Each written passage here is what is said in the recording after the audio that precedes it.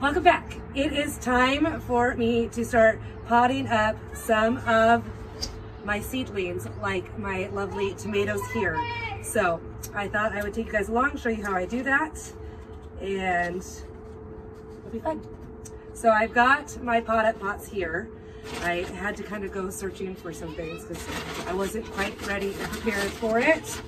And what I am doing is, because I still want to focus on bottom watering, which means that you're filling the bottom of a container for the roots to soak up from the bottom instead of watering over the top. And so I'm just using the lid for one of my little greenhouse starting kits to do that. So I've got my potting soil here and I'm just scooping it out of the bag. And I'm just going through, and if there's any clumps in it, I'm just gonna kind of break up the little clumps, try to be not very messy. So then what I'm going to do is fill up each of my little pots with these. Actually, I might be able to just do this out of the bag itself, might prove to be a less messy adventure. So I'm doing it about 1 inch from the top. Yeah, I think I am going to be able to do that. Yeah. I was scooping it into here so that I could break up the clumps, but it'll be just as easy to do it out of the bag. So I'm using an organic potting planting soil, just so that I'm not introducing any unnecessary chemicals or pesticides or fertilizers or any synthetic things in here to my seedlings, if at all possible. I did start out with organic seeds, and I have to tell you that I think that's a really important step to do if you are able to, because while plants grown for consumption have to meet certain requirements for the amount of chemicals and pesticides and fertilizers and fungicides and all of those, for human consumption, but when they are grown for seed, there are no regulations on conventional plants for how much of those chemicals can be used on plants grown for seed. So they tend to have a much higher chemical toxin load than even their conventional counterparts for food consumption. So when you are getting organic seeds, you know that they are not going to be introduced to that at all.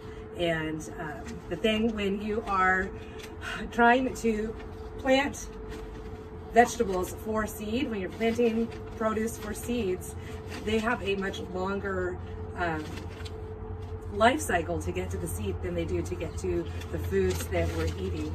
So that means that if they're conventionally grown for seed, that they are subject to chemicals and fertilizers and synthetic stuff at a greater amount for a longer amount of time. So that is why I choose to go for organic seeds or organically grown seeds. They don't have to necessarily be certified. So there we go. I've got all of my pots all filled up here. So I've got my tomato seeds here and my little seedlings, and I'm getting ready to transplant them into here. So I'm gonna do it where you guys can see what I'm doing, kind of. So I'm just gonna pinch the bottom of my cell to pull my seedlings out. You can see they've got pretty healthy roots on there, and then just kind of gently pull them apart if I can to untangle their roots. There we go. And with tomatoes, they continue to grow roots from their stem, so you can actually bury or pot them deeper than where they were in the seedling stage, and that will just give them a greater root structure for a more stable plant. So we're just gonna sit these in there and then just kind of push them down in there. And thankfully,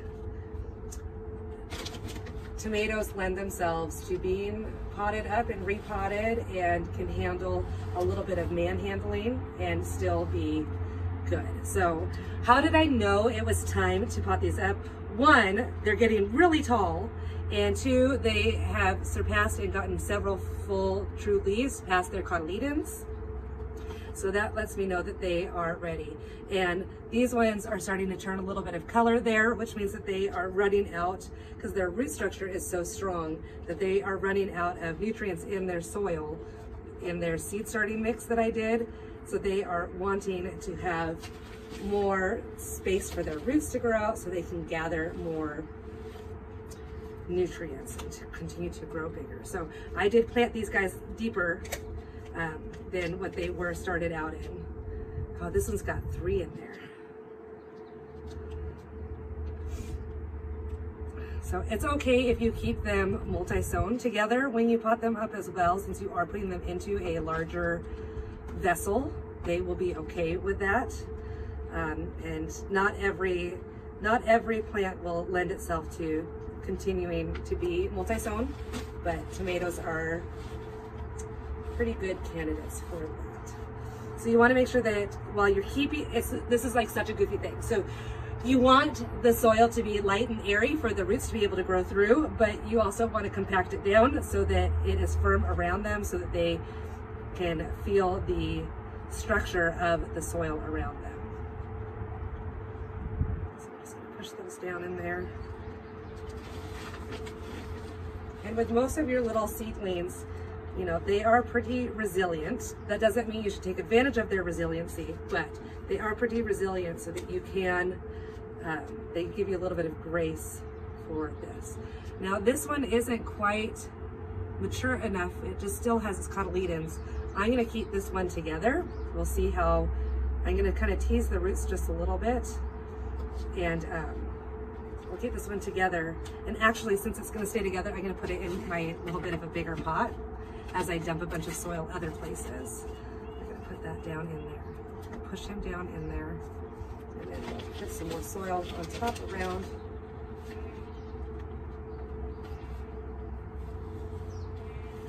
Okay, so I'll finish potting all of these up and then we'll talk about what's happening next. I got them all potted up, and then I realized, gosh, I need a better way to identify these. So it turns out it's really great that I potted them up in these peat pots, because I could just write down on the top with a Sharpie. So these are my cherry tomatoes, and then these are my Iron Lady slicing tomato, and then all the other ones here are my paste tomato. So it's going to be labeled on the pot. So that's really great in case my son comes out here and he pulls all the tags out, then I'm not going to know what anything is. And then I also potted up a couple of my broccoli because they needed some help. And so what I'm going to do then is go grab a jug of water, and I'm actually going to water, I'm going to put the water inside this lid here, so that the water can be soaked up from the bottom instead of going over the top and getting water on the leaves, which we don't want to do with like tomatoes.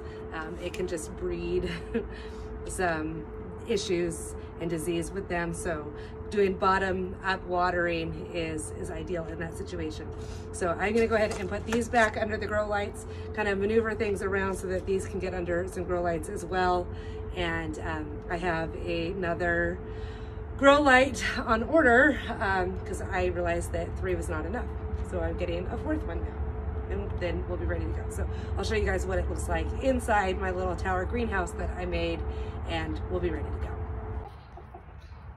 Here is my setup. So I poured water in the bottom and it's getting soaked up in there. I've got my grow lights at a couple of different heights there. Then this was what we planted all together. My kale, Swiss chard, spinach, and more kale. And then these are all of my onions with a couple of nasturtiums in there as well. So what I come in here and I do is I rotate this and turn this around to make sure that everything is getting a chance to get some light. And then I will be doing these on here as well, because these ones are not getting as much light. Those ones are over there, and same thing with here. So those will all kind of get rotated around every day to make sure that they are getting ample light. And I still have my little cheat sheet, so I remember what is planted in each of these. And then the same thing goes with these ones.